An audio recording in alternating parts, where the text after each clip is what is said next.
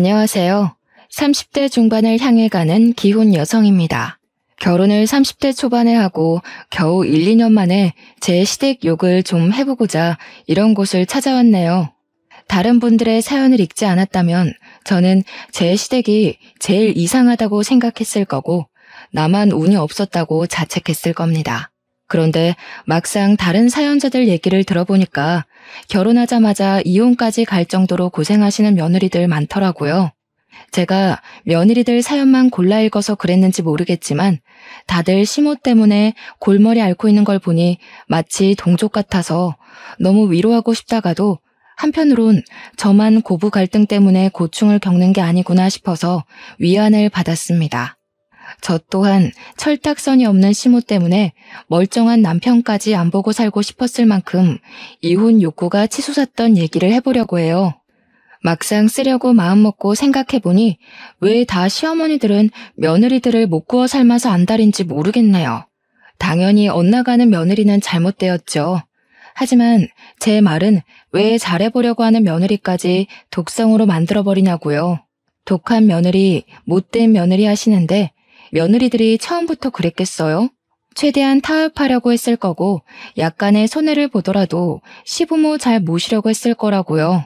그런데 왜 자기 자식만 자식이라 생각하고 남의 자식은 하대하는지 모르겠다니까요. 며느리들이 왜 독하다 느껴지는 줄 아시나요? 다 살려고 점점 독해지는 겁니다. 시모가 욕하고 구박하는 거 무조건 견디고 이겨내야 될 의무는 없잖아요. 그분들도 며느리를 해보셨을 거 아니에요. 정말 열의 7은 시모들이 다 며느리랑 대립한답니다. 며느리들만 시부모 마음 얻기 위해 노력해야 한다는 법 없어요. 시부모도 며느리 마음 얻으려면 맞춰가고 노력을 보여야 된다고 생각을 해요. 옛말이 옳네 마네, 옛날에는 이렇게 살고 저렇게 살았네.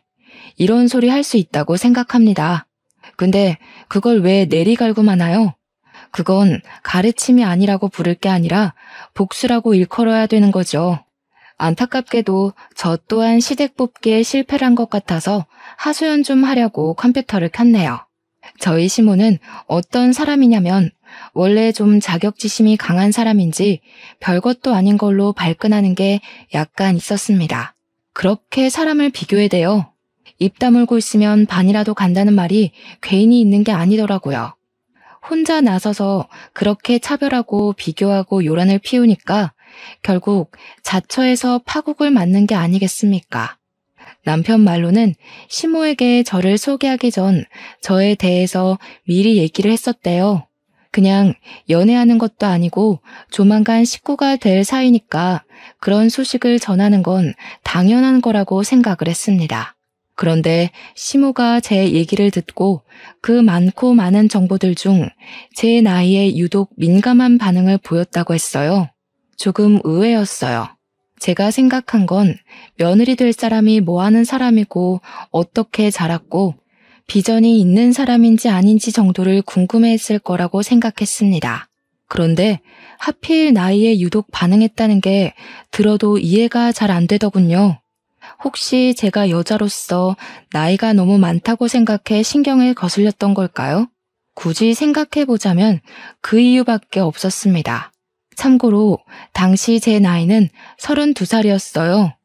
여기에 대한 의문은 시간이 지나서 상견례를 가졌을 때 시모가 왜 제 나이에 그렇게 예민했는지 알 수 있었습니다. 시댁에는 저와 동갑인 신우가 있어요. 근데 그 신우가 백수예요.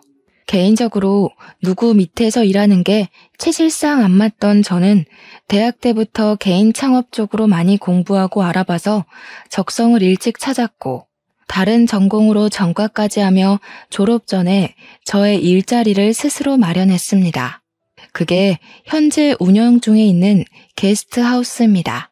이 게스트하우스를 잘 운영해서 전국에 체인을 만드는 것이 제 최종 목표예요. 우선 제가 상견례를 갔을 당시에는 서울에만 2군데를 보유하고 있는 상태였습니다. 저 정말로 20대 청춘을 다 바쳐 창업을 준비하고 시작하는 데에 다분했고 제 20대를 돌아보면 일이랑 공부 말고는 딱히 떠오르는 저의 모습은 없을 정도로 열정 있게 살았어요. 그래서 당연히 남들 친구랑 여행 가고 애인 사귀고 그런 풋풋한 추억은 제게 없습니다. 늘 긴 머리를 동여매고 안경만 끼고 다니면서 책이랑 컴퓨터랑만 놀았던 게 저예요. 학창 시절 친구 하나 없이 외로워서 어쩌냐고 묻는 사람도 있는데 주위를 보면 학교 친구란 이유로 점점 안 맞는 인연을 길게 끌고 가는 게 마냥 좋은 건 아니던데요. 제가 좋은 사람이고 성실하기만 하다면 좋은 친구들은 언제든지 주위에 생길 거라고 그렇게만 생각하며 살았어요. 그러니 어느 정도 제 사업체가 마련이 되고 여유가 생기니까 자연스레 남자친구도 만들 수 있게 된 거 아니겠습니까? 제가 남편을 31살에 만났는데요. 저희는 1년 정도 만나고 결혼을 약속하게 되었습니다. 20대 청춘을 모두 창업하는 데만 열정을 쏟은 제 사정을 남편은 엄청 자랑스러워했어요. 그래서 시모한테도 그렇게 저를 소개했다고 합니다. 그 때문인지 시모가 상견례 자리에서 저를 칭찬해 주었는데요. 분명 표정이나 말투는 칭찬이 맞는데 곰곰이 생각해보면 칭찬 같지 않은 뭔가의 기운이 느껴지더라고요. 따님이 참 대단한 것 같아요. 요즘 애들은 다 의지박약이라서 어린 나이에 오너 자리 서기 쉽지 않은데 어쩜 그리 독하게 성공을 했대요? 따님이 고집 좀 있는 편인가 봐요. 이건 칭찬일까요, 욕일까요? 솔직히 듣는 사람 입장에 따라 다르겠지만 일단 제 기분은 그다지 개운하진 않았어요. 시모는 한두 번도 아니고 상견례 내내 저런 식으로 저를 왕창 칭찬해주다가 마지막에 김 빠지는 소리를 꼭 보태었습니다. 그러면서 자기 딸인 신우에 대한 얘기도 굳이 갖다 붙이며 말했어요. 우리 효연이는 똑똑한 의대생이라서 내년에 졸업만 하면 유능한 의사가 될 애예요. 제 딴에는 그냥 내 자식 잘 먹고 잘 사는 것만 바라는데 애가 공부 욕심이 또 있더라고요. 누굴 닮아서 저렇게 기특한 짓만 하는 건지. 우리 딸애가 학교 다니면 그렇게 상을 받아오던데 의사 될 사람들이 학교 생활에 성실했다지요? 신우는 당시 백수이긴 해도 의대생이었습니다. 신우 나이가 저랑 동갑이라 했으니 32살이었죠. 그런데 아직도 학교를 졸업 못하고 의대생으로 있다는 겁니다. 사정이 있어서 휴학을 했다든지 늦게 입학했다든지 그럴 수는 있겠죠. 하지만 시모가 그렇게 학교 시절부터 의사 체질인 것 같다고 의사를 꿈꾸네라고 자랑을 할 거면 저랑 동갑인 나이에 의대생일 게 아니라 전문의 한 자리는 앉아 있어야 되는 거 아닙니까? 그것에 대한 후일담은 나중에 남편한테 물어봐서 듣게 된 건데요. 신우가 무슨 사정이 있는 건 절대 아니었고 그냥 단지 2년째 의사 국가고시를 떨어지고만 있다 하더라고요. 시무가 자랑하는 것만큼 신우가 의사 체질 같지는 않은데 원래 부모에게 자식 자랑은 나라 불문하고 공통점이니까 이해를 해줬어요. 다만 저랑 제 친정 부모가 궁금했던 건 신우 얘기가 아니라 저랑 결혼하게 될 남편의 얘기입니다. 그런데 상견례 진행하는 동안 주고받은 대화는 남편 얘기보다 온통 신우 자랑 얘기로 가득했어요.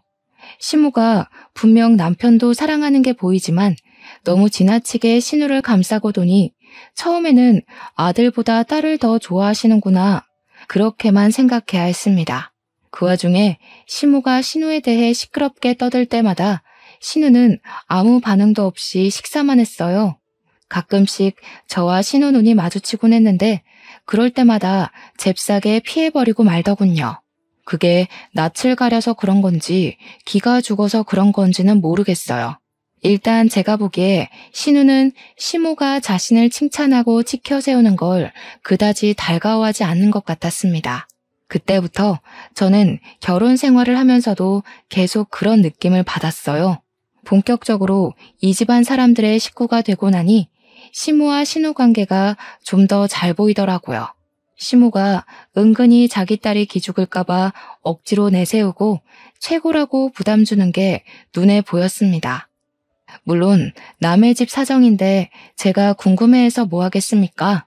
문제는 시모가 그렇게 신우 자랑을 할 때마다 꼭 저를 끼워 넣는다는 겁니다. 시모는 상견례 때 제 칭찬을 남발하다가도 은근히 의사 될 신우보다 제가 못난 사람이라는 걸 엄청 주절거렸다고 했잖아요. 제 개인적으로는 안 하느니만 못한 칭찬을 한다는 건 상대방을 견제할 때나 쓰는 화법이라고 생각하거든요. 그래서 상견례 때도 이 사람이 나를 견제하나 싶은 생각을 살짝 했었습니다. 그런데 제가 결혼을 하고 나서부터 그런 시모의 견제를 더 노골적으로 느꼈다는 거예요. 어느 날이었어요. 저는 오너이다 보니까 출근이 자유로운 편입니다. 그래서 늦잠을 자기도 하고 아침에 일어나더라도 개인 시간을 많이 보낸 뒤에 오후쯤에나 집을 나서요. 그걸 남편은 당연히 알고 있고 시댁에서도 제가 결혼하기 전에 말씀드렸기 때문에 모르지 않습니다. 그랬더니 제가 집에 있는 시간을 용케 이용해서 한날 시모가 아침 대바람부터 찾아왔더라고요.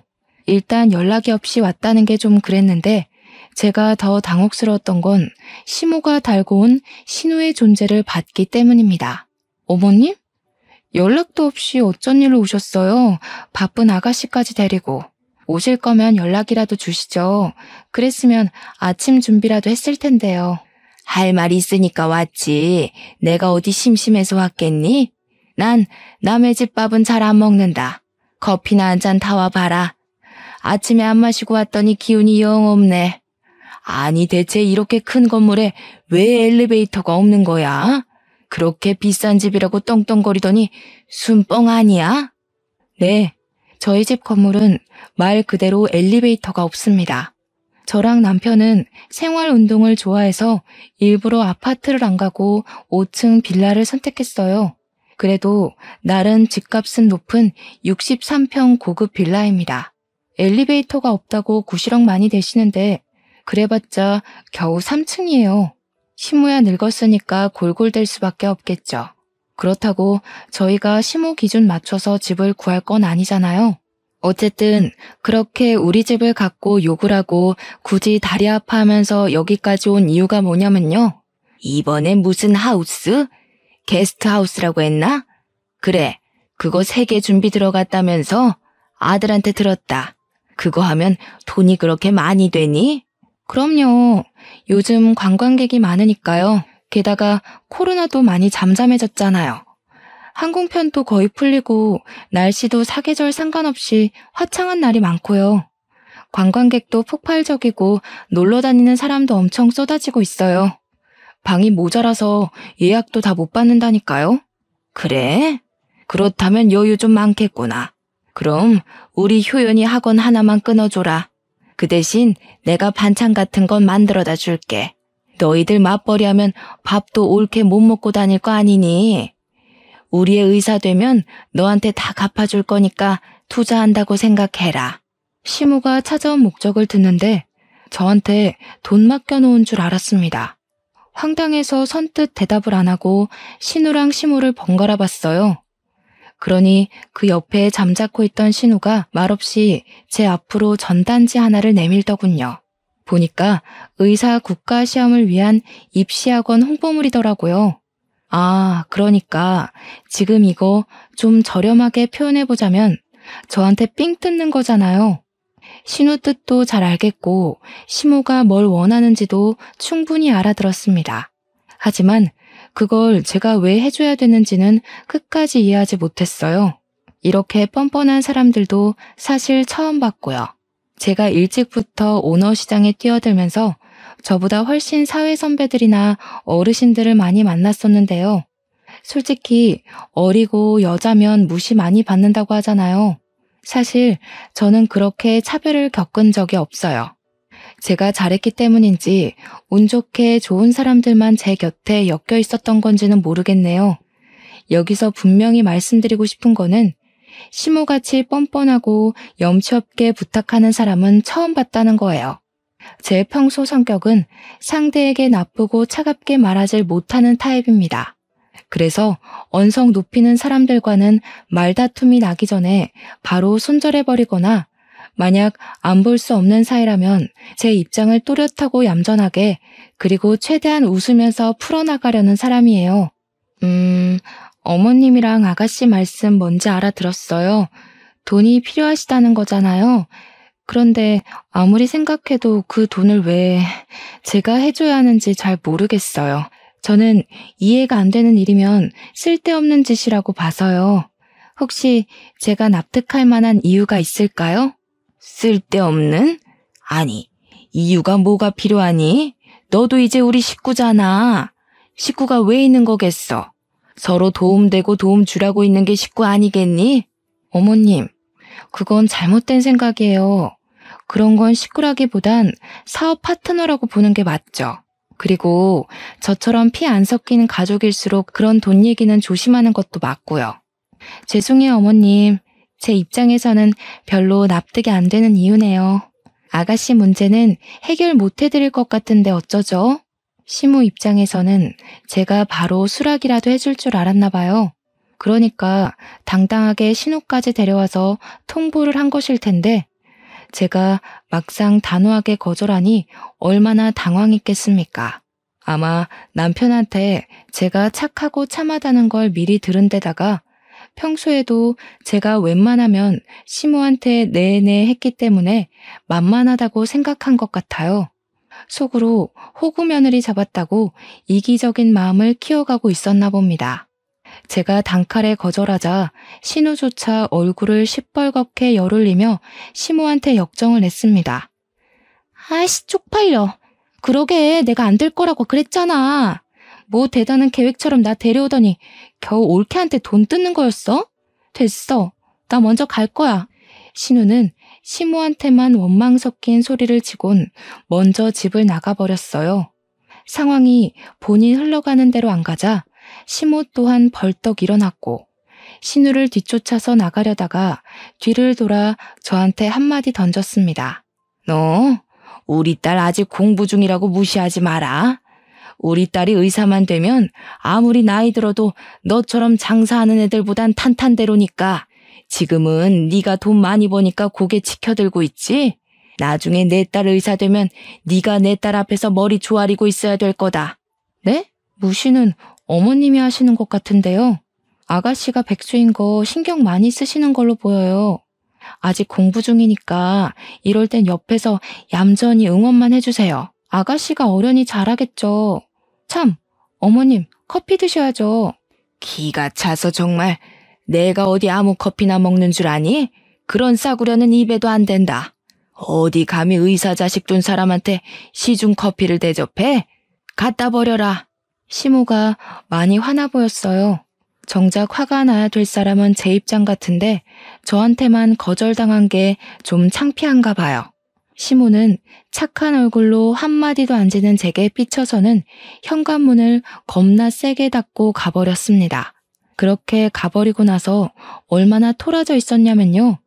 명절에도 저희더러 오지 말라고 하더라고요. 저희한테 연락을 하지도 않고 바라지도 않았고요. 그렇게 무려 1년이 지났습니다.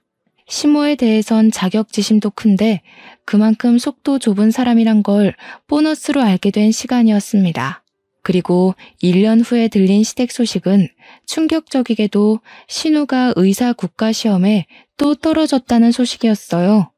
남편한테 들어서 우연찮게 신우 가채점 점수를 들은 적이 있는데 점수가 커트라인보다 훨씬 못 미치더라고요. 과연 국시를 3년째 준비하고 있는 사람이 맞나 싶을 만큼 형편없는 점수였습니다. 이대로면 신우는 평생 의사가 될 수 없어요. 그 말은 즉 신우는 의사치고 공부를 겁나 못하는 편이라는 겁니다. 사실은 의대에 들어갈 성적도 아니었는데 사수까지 해서 간신히 턱걸이로 입학한 거래요. 남편 말로는 그러도록 입바람 넣은 것도 다 시모 강요였다고 하더라고요. 신우가 의대 입학을 한 뒤로 공부에 흥미를 잃어서 성적을 개판으로 관리했을 거라고 남편이 그러더군요. 신우에게 별다른 꿈이 없었기에 시모가 신우의 등을 떠밀어서 억지로 의대를 강요했고 신우도 그냥 생각 없이 시모 시키는 대로 하며 살았던 것 같습니다. 시모 성과를 보면 그러고도 남았겠네요. 남편은 다행히도 번듯한 대기업을 알아서 척척 준비하고 다녔기 때문에 시모가 크게 터치 안 한 거더라고요. 남편도 시모 하는 꼴 보면 열받았던 적이 한두 번이 아니라고 해요. 사춘기 때는 시모랑 싸우면서 하루하루를 보냈다고 하더라고요.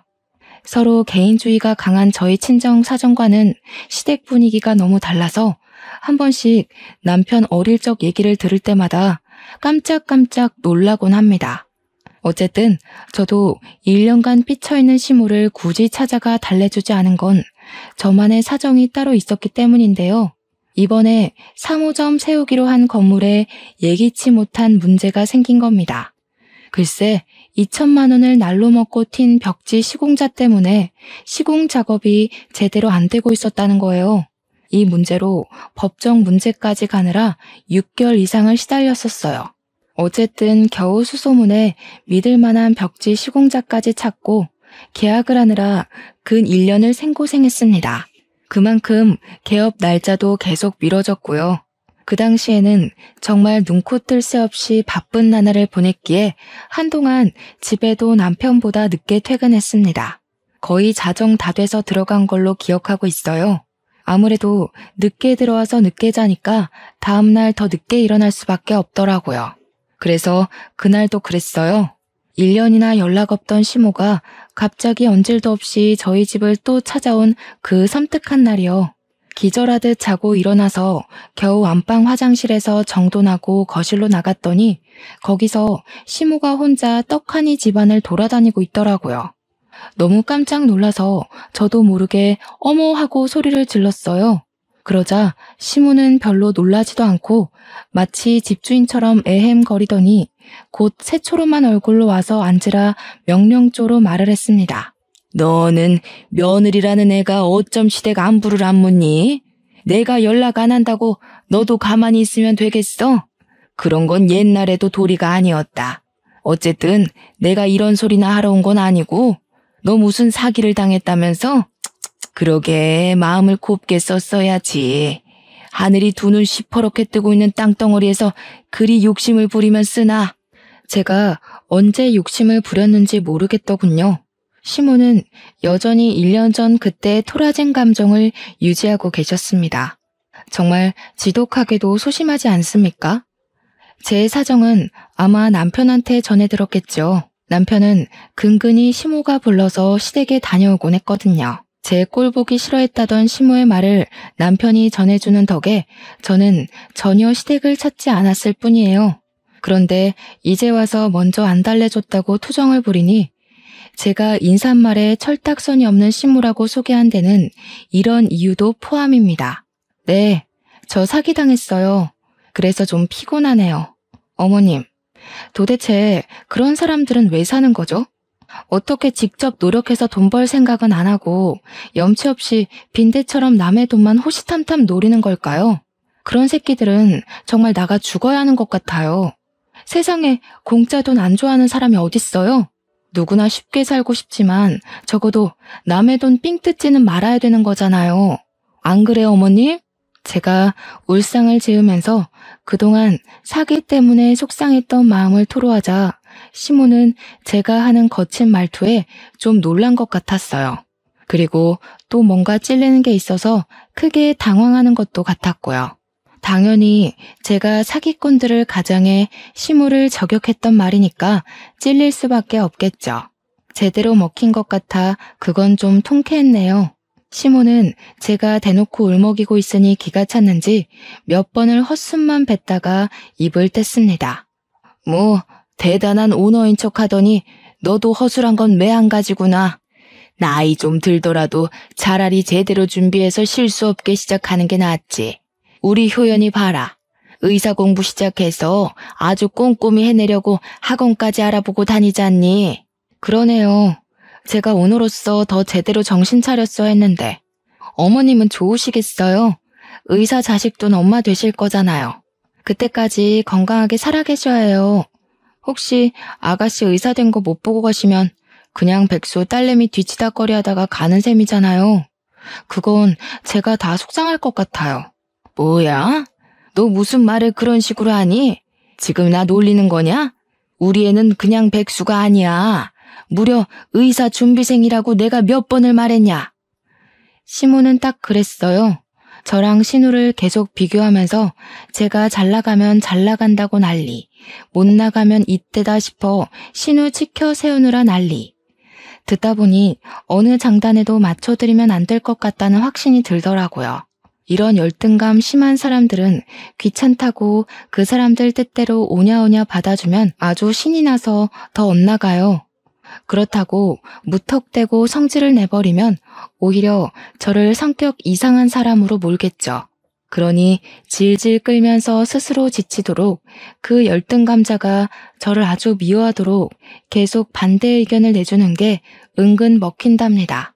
다 됐고, 그래서 넌 우리 효연이 학원 끝까지 안 끊어준다는 거냐?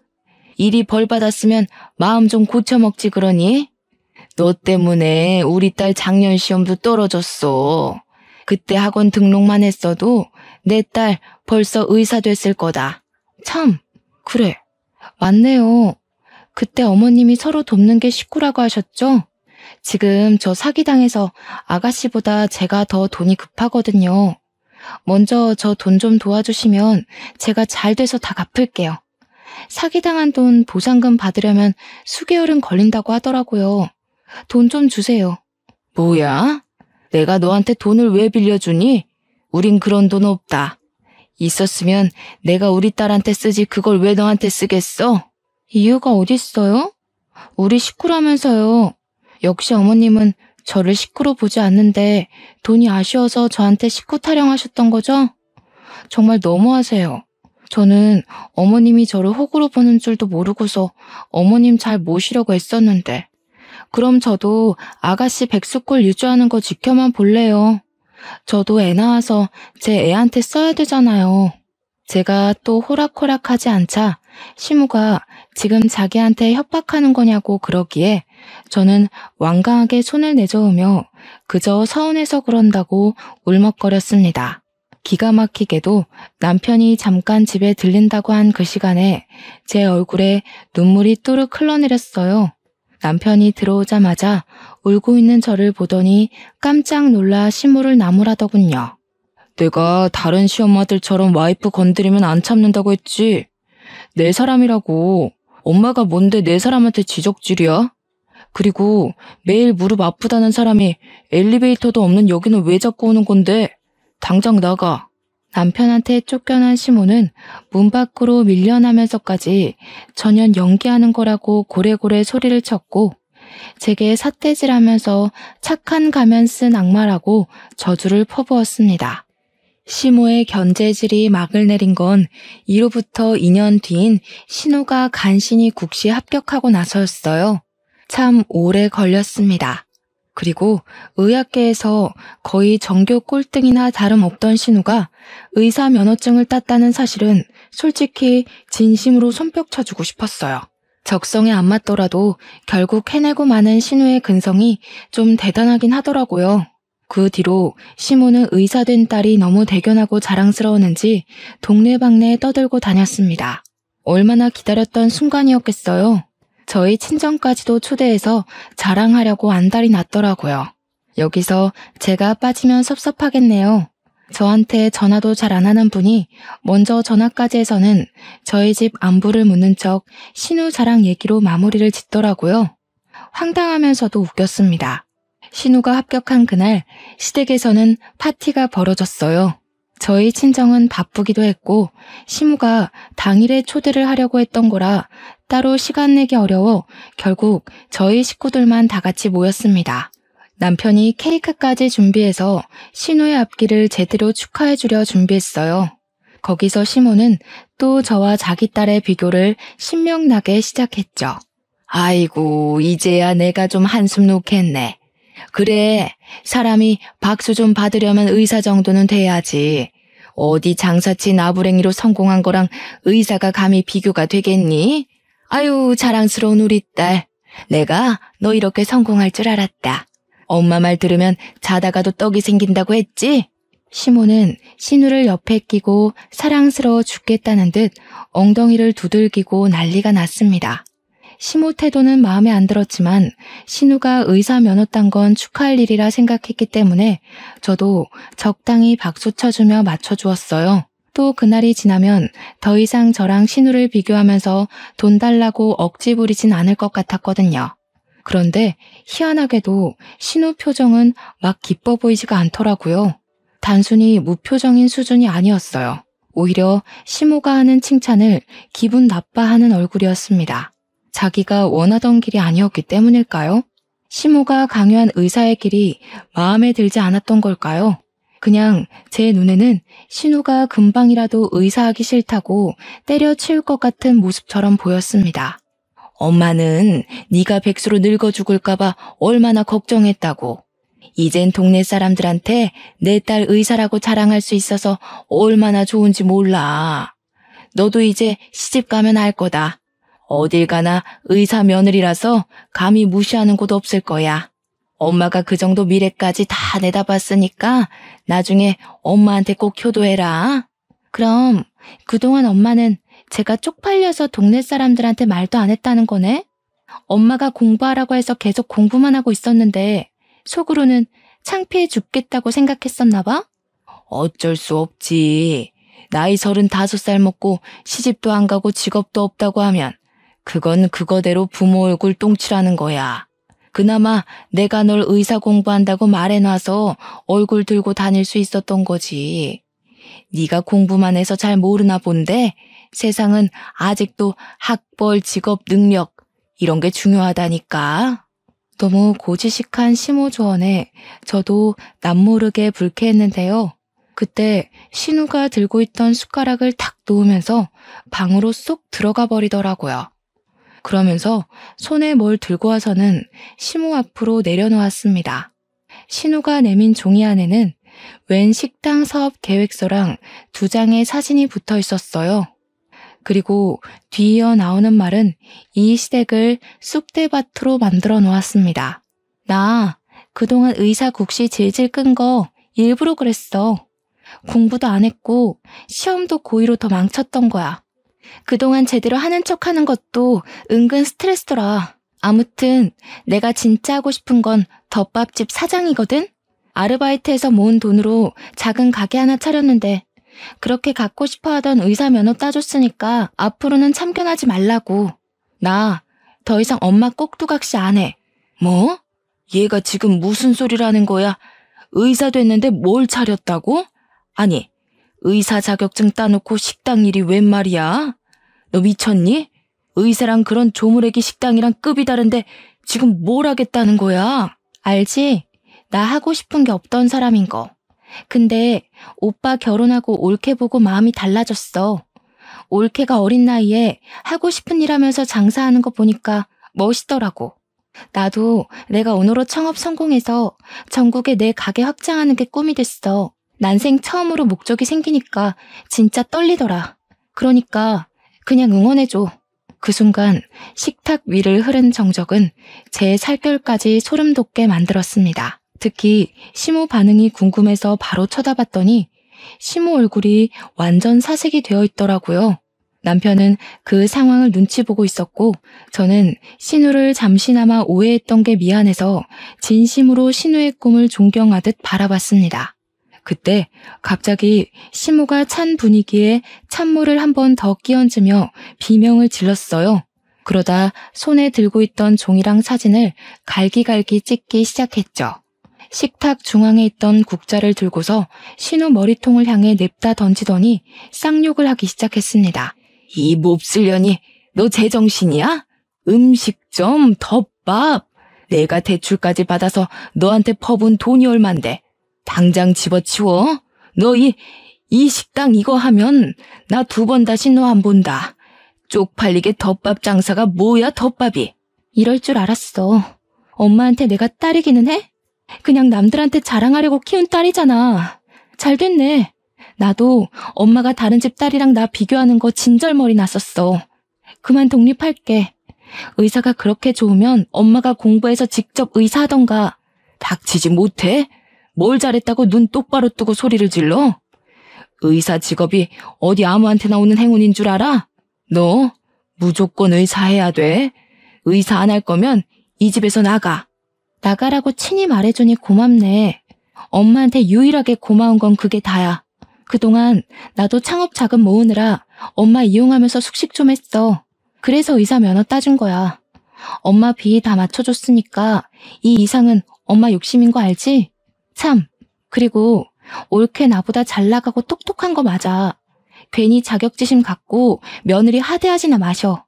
신우는 왜 자기까지 나서서 옳게 기죽이는데 일조해야 되냐고 성질을 내면서 자기가 맞았던 국자를 들고는 시무 주변 언저리로 집어 던져버렸어요. 날아오는 국자를 피하면서 시무가 시커패 비명을 질렀고 신우는 그대로 자리를 박차고 나가버렸습니다. 한꺼번에 닥친 분을 못 푼 시무가 신우에 대한 배신을 어쩌지 못하고 이젠 저에게 시비를 걸기 시작했는데요. 신우가 의사 안 하고 딴 생각한 게 저 때문이라며 무작정 따지는 거 아니겠습니까? 네가 얄궂은 그런 장사나 하면서 애 마음 어지럽혀 놓으니까 저 모양이 된 거잖아. 내 딸 인생 어떡할 거야? 우리 딸 의사로 안 살면 나 진짜 죽어. 너 그 일 당장 관둬라. 너 때문에 공부 잘만 하고 있던 애가 헷가닥 돌아버렸잖아. 어머님, 제발 사람 좀 되세요. 딸 왜 의사 시키려고요? 저한테 돈 구걸한 것처럼 딸한테도 빌붙으려고요? 딱 보니까 어머님은 죽을 때까지 대우 못 받을 팔자예요. 어쩌자고 사서 밉상짓을 골라 하세요?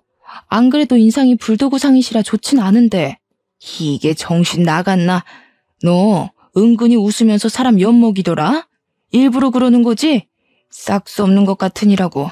너까지 쫓겨나고 싶은 거냐? 우리 아들이랑 갈라서고 싶어? 사실 남편 때문에 어머님 횡포 참고 살았는데 계속 이런 꼴 보고 살아야 되는 거면 그냥 이혼해도 괜찮을 것 같네요. 여보, 어머님이 우리 이혼했으면 좋겠나 봐. 어떡할까? 우리 이혼할래? 남편은 밥상 위에 위험한 물건들이 또 날아다닐까봐 그걸 치우고 있었는데요. 제 말을 듣고 주방에서 헐레벌떡 뛰어와서는 자기 엄마한테 쌍심지를 켰습니다. 저랑 이혼하기 싫은 남편의 마음이 아주 강력하게 시무를 공격하였어요. 내가 엄마 없인 살아도 우리 와이프 없인 못 살아. 나한텐 한 번도 엄마가 와이프보다 먼저였던 적 없어. 엄마 때문에 와이프 다치는 순간 나는 바로 엄마 손절할 거야. 그러니까 시엄마랍시고 내 와이프한테 별 시덥잖은 소리 해봐. 이제는 나도 안 참을 거야. 남편이랑 살면서 남편이 고래고래 소리 지르는 건 처음 봤습니다. 남편이 저만 두둔하며 시무를 외롭게 만들자 시무는 역시 또 삐쳐서는 더 이상 대응 안 하고 방으로 쏙 들어가 버렸어요. 그 와중에 저는 안녕히 주무세요 라고 인사는 남겨드렸네요. 나름 파티를 했던지라 식탁이 아주 어질러져 있었는데 시부가 시무를 뒤따라 들어가면서 우리더러 상은 내일 치우게 두고 그만 집에 가서 쉬라고 하더군요. 그러면서 저더러 시무가 철딱선이 없어서 미안하다고 대신 사과를 해주었습니다. 시부가 방문을 닫고 들어가자마자 시부의 큰 호통이 거실 밖까지 들렸는데요. 시모에게 제발 철 좀 들라고 나이가 몇 살인데 아직도 어른답지 못하냐면서 혼을 내고 있었습니다. 시모 때문에 자기까지도 우리 앞에서 얼굴 못 들겠다는 시부의 말은 어딘가 모르게 지친 목소리가 묻어났어요. 남편이 아주 어릴 때부터 시모 성깔에 진절머리 내며 지냈다면 시부는 남편과 신우보다 훨씬 더 질린 상태로 살았으니 사실 그럴 만도 하긴 해요. 어쨌든 그 뒤로 남편은 혹시나 제 입에서 이혼 소리 나올까봐 엄청 눈치 보며 자라고 있습니다. 사실 저는 남편이랑 결혼한 지 1년이 넘었는데도 싸운 적이 없어요. 그래서 남편만 생각했을 땐 이혼할 생각 자체가 없었습니다. 남편이 이렇게 눈치를 보는 건 다 시모 때문에 순간순간 제 표정이 돌변해서였을 겁니다. 시모는 삐치면 근 1년을 연락 안 하는 사람이니까 이번 해도 조용히 보낼 수 있을 것 같아요. 본의 아니게 시댁을 뒤집어 엎어준 신우 덕분에 저까지 한 해 더 편하게 생겨 좋긴 합니다. 그러게 우리 시모 마음 좀 곱게 먹을 것이지. 과한 욕심을 부리니까 이렇게 패가망신 꼴된 거 아니겠습니까? 자식 출세 욕심은 부모가 부리면 안 되는 거예요. 나중에 자식들이 크면 부모한테 반감 생긴다고요. 머리 커진 애들을 어떻게 감당하려고 시모는 계속 자기 새끼를 자기 손맛대로 주무르려 했을까요? 그러니까 현재 자식들한테 뒤통수를 맞은 거 아니겠습니까? 물론 신우도 참 대단합니다. 시무 꼭두각시로 살다가 꿈이 생기고 나서는 본인 돈 모으는 데에 시무를 이용했다고 했잖아요. 자기 엄마가 얼마나 미웠으면 이용을 했다고 표현을 할까요? 의사 좋아하는 시무한테 의사 자격증을 덜컥 던져주면서 이거 먹고 떨어지라고 할 때는 정말 제가 다 소름이 돋았습니다. 도끼는 며느리에게만 있는 게 아니구나 싶었어요. 이래나 저래나 현재는 저희도 신우도 시댁과 왕래 없이 알아서 잘 살고 있습니다. 남편은 시무랑 말하기 싫다면서 안부 연락도 시부랑만 하고 있어요. 그리고 집 나간 신우 있잖아요. 신우가 개인적으로 제게 먼저 연락이 와서 저한테 사업 조언을 묻는다고 우리 집에 자주 찾아오거든요. 저랑 같이 우리 게스트하우스에 다녀오기도 하고 오너가 어떤 식으로 구조물 관리를 하는지 직원 관리나 필요한 협력업체 등등 전체적인 시스템을 어떻게 돌려야 하는지 제게 배우고 싶다고 솔직히 매일매일 만나고 있습니다. 그동안 제가 봐왔던 신우는 늘 영혼 없이 껍데기가 걸어다니는 것처럼 불행해 보였는데 이제야 신우가 어떤 사람인지 알겠더라고요. 진짜로 좋아하는 일 앞에서 신우는 마치 저의 열정 가득한 20대의 모습처럼 활활 타오르고 있었습니다. 30대 중반에 그런 열의를 가지는 게 쉽지 않거든요. 신우 보니까 저도 옛날에 노력했던 시절이 마구마구 생각나면서 진심으로 신우가 잘 될 수 있도록 돕고 싶었어요. 제 본점 옆에 신우 덮밥집 자리를 하나 알아보고 있거든요. 저희 게스트하우스 이용하는 고객들을 대상으로 할인 이벤트를 진행하면서 사업 파트너도 되어볼까 싶습니다. 가족끼리 서로 돕고 산다는 건 돈을 삥 뜯고 빈대처럼 바라기만 하는 게 아니라 이렇게 서로 윈윈하며 함께 손잡고 걸어가는 거라고 생각합니다. 제발 시무가 나중에라도 철이 들어서 자식들에게 진심으로 용서를 빌고 엄마로서 제대로 역할 노릇하는 사람이 되었으면 싶네요. 누가 그런 소리를 하더라고요. 다 큰 자식한테 옛날 같기를 바라고 뭘 해주기를 기대하면 안 된다고요. 자식은 부모의 소유물이 아니니 내 손으로 자식들이 독립할 수 있도록 키워만 놨다면 그건 자식에게 베풀 수 있는 것도 자식에게 받을 수 있는 것도 다 끝났다고 봐야 된대요. 그 이후부터는 자식들이 스스로 효도를 하면 되는 거고 사정이 있어서 얼굴 자주 못 보여주면 그냥 그런 대로 살아야 되는 거라고 하더라고요. 저도 미래의 제 자식을 생각하면 듣기만 해도 속상한 순리이지만 그게 자연스러운 과정이니 자식의 탄생부터 보내주는 그날까지 기쁨과 슬픔은 온전히 부모만 감당해야 되는 게 아닌가 싶습니다. 독수리가 그런다고 하더라고요. 새끼들 품어놓고 날지 못하는 새끼새를 절벽 아래로 그냥 밀어버린다고요. 새끼새들은 그렇게 날개짓 하는 걸 배운다고 하더라고요. 그 순간 자식들이 독립을 하게 되는 건데 이런 부분은 어쩌면 우리 사람들에게도 한 번쯤 괜찮은 조언이 될 것 같습니다. 아, 그리고 내 자식 중요한 거 알면 제발 남의 자식 중요한 것도 좀 압시다. 나쁜 마음 먹고 살면 내 자식도 다른 누군가에게 똑같이 고통받습니다. 제 사연은 여기서 마치도록 할게요. 들어주셔서 감사합니다.